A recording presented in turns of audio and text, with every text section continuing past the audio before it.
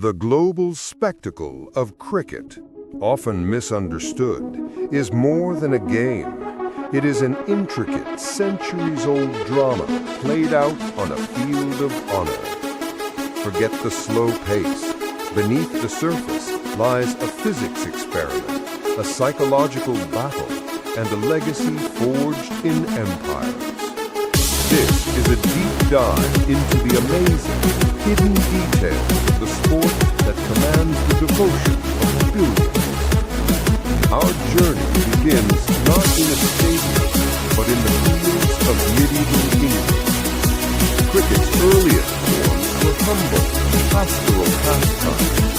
The original bat, likely a shepherd's crooked staff, a cricket. The very word cricket may derive from the Old English Christ or the Middle Dutch cricket. But the most amazing detail of its origin is the original wicket. It wasn't 3 stumps, it was 2 stumps and a single low crossbar.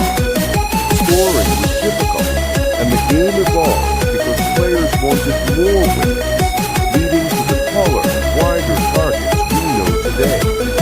The shift from a ground-based game to an aerial spectacle hinged on this small architectural change. Now let's talk about the ball. The cherry, as it's affectionately called, is a magnificent piece of engineering. Made from cork, tightly wound string, and encased in leather, its weight and dimensions are governed by laws dating back to 1774. But the truly amazing detail is the seam. That 6-line stitching isn't just for durability. It is the ultimate tool for deception. A fast bowler, delivering a ball at 90 miles an hour, can use the raised seam to catch the air, a phenomenon known as swing bowling.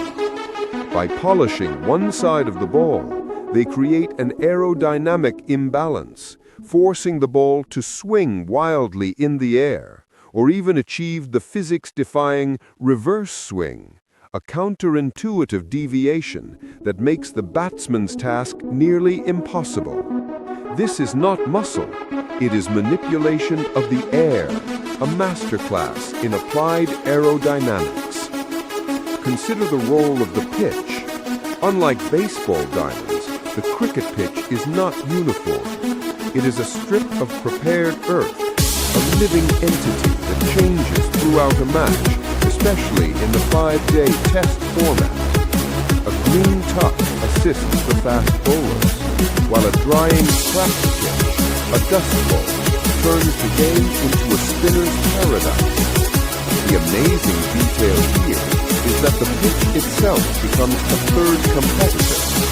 The captain's brilliance often lies not just in their players, but in predicting how the soil will behave on day 3, day 4, and day 5. The ground curator becomes an unsung hero or a scapegoat in the epic narrative of the match.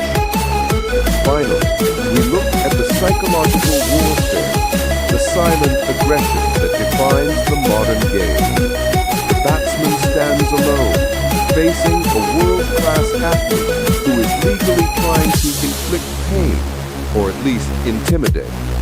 The bowler's run-up, the fielding positions, the sledge, the verbal jabs are all designed to create doubt. The amazing detail here is the art of leaving the ball.